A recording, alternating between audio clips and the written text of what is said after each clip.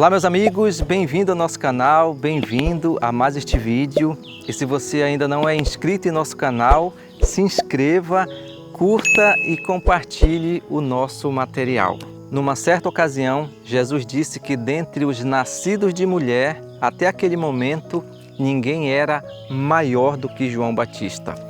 De todos os que nasceram, desde Adão até aquele momento, João Batista era o maior homem de sua época. E essa passagem se encontra no livro de Lucas, capítulo 7, e o verso 28, que diz assim: E eu lhes digo, entre os nascidos de mulher, ninguém é maior do que João. João Batista ficou conhecido na Bíblia como a voz do que clama no deserto. Mas ainda há tempo para se arrependerem.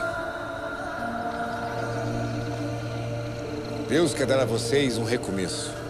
Creio que por isso estão aqui hoje. O reino dos céus está próximo. Prepare-se para recebê-lo. E o que muito me chama a atenção também na Bíblia, na história de João Batista, é o que está escrito também lá em Mateus, capítulo 3, e o verso 11, que diz assim: Eu batizo com vocês com água para arrependimento, mas aquele que vem depois de mim é mais poderoso do que eu, da qual não sou digno de carregar as sandálias. Ele os batizará com o Espírito Santo e com fogo. E a pergunta que nós fazemos hoje, meus amigos, é: onde está o Espírito Santo? Onde está o fogo do Espírito Santo, da qual João Batista anunciava em sua época? Arrependam-se, porque é chegado o reino dos céus. Isso quer dizer que todos são bem-vindos. Todos. O reino é dos céus e não daqui. Sejam vocês filhos de Israel, estrangeiros, pagãos,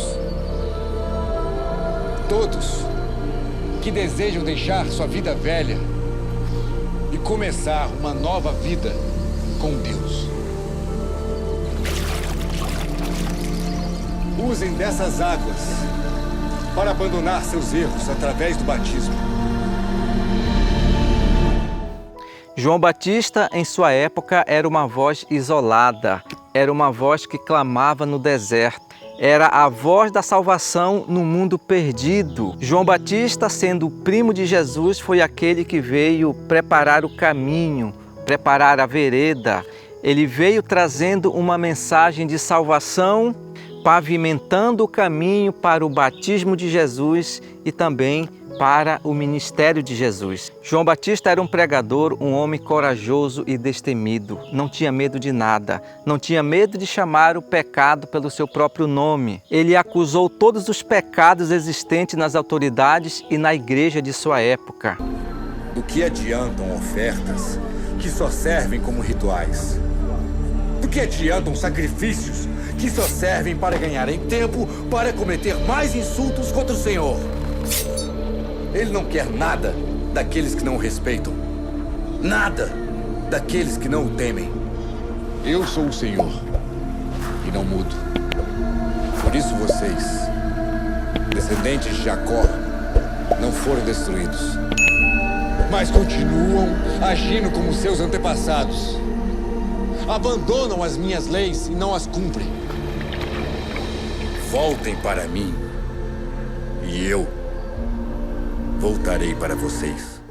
Mas um outro relato na Bíblia que me chama muita atenção a respeito de João Batista é o que está lá em Mateus capítulo 3 e o verso 5, que diz assim: Então os moradores de Jerusalém e de toda a Judéia e de toda a região em volta do Jordão iam até onde ele estava.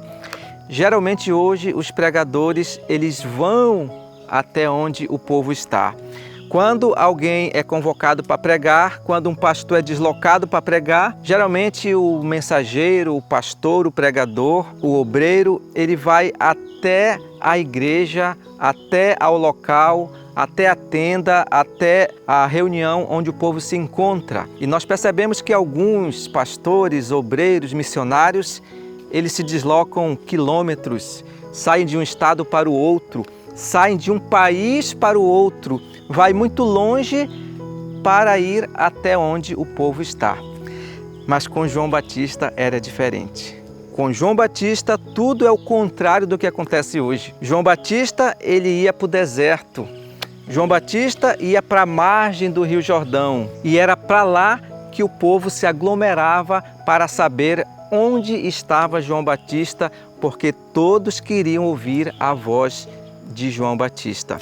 Agora, imagine o calor causticante do deserto da Palestina, o calor muito grande. Imagine João Batista indo para o deserto sozinho. Estava lá ele pregando, meditando, orando, jejuando, e quando ele menos dá conta, aparece ali uma família, 2 pessoas, 10 pessoas, e quando João Batista percebe, estava ali ao redor dele uma multidão de pessoas.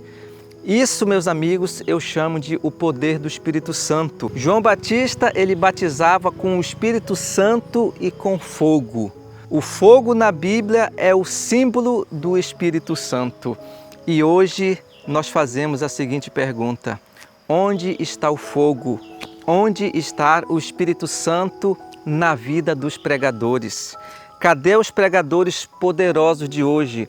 Cadê os modernos João Batista, que representam a mensagem de Deus, e onde está o poder hoje na vida dos pregadores? E a impressão que nós temos é que o Espírito Santo é algo destituído na vida de muitos pregadores. João Batista pregando no deserto, no sol, na poeira, um calor causticante da Palestina, uma multidão ouvindo a sua palavra.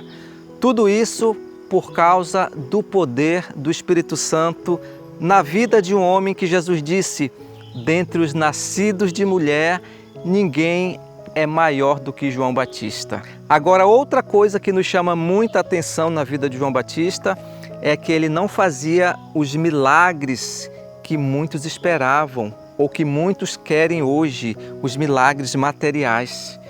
Ele nunca curou um cego, pelo menos que a Bíblia registre. Não temos registro que João Batista tenha curado um aleijado, um leproso, conforme Jesus fazia. Isso só nos mostra, meus amigos, que o poder de uma pessoa, o poder de um homem, o poder de alguém que é cheio do Espírito Santo, nem sempre está atrelado aos milagres materiais, aos milagres visíveis, aqueles milagres que muitas vezes nós valorizamos, mas sim, João realizava os milagres espirituais.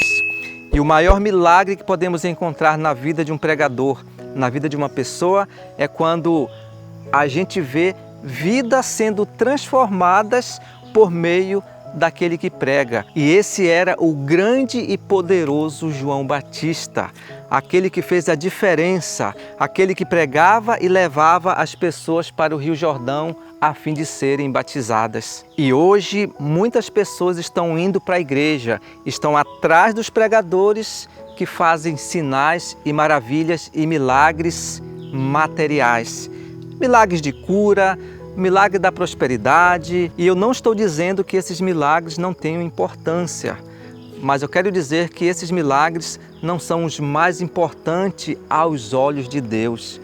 Os milagres mais importantes aos olhos de Deus são os milagres espirituais, os milagres que vão durar para a eternidade, os milagres que transformam corações, os milagres que são feitos pelo fruto do Espírito Santo na vida de uma pessoa, os milagres que são feitos por alguém que tem o fogo do Espírito Santo, como João Batista.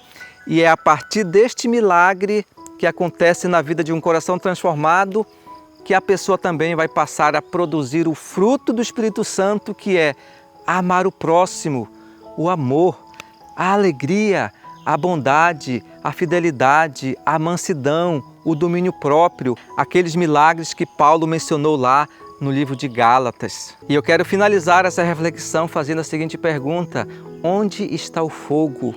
Onde está o Espírito Santo na vida dos pregadores. E a outra pergunta que eu faço é: que tipo de milagres nós estamos indo atrás? Qual é a prioridade do nosso milagre? Será que minha busca por milagre está em sintonia com aquilo que também Deus ele gosta que aconteça na minha vida? Sim, meus amigos, Deus está disposto a realizar todo tipo de milagre na nossa vida.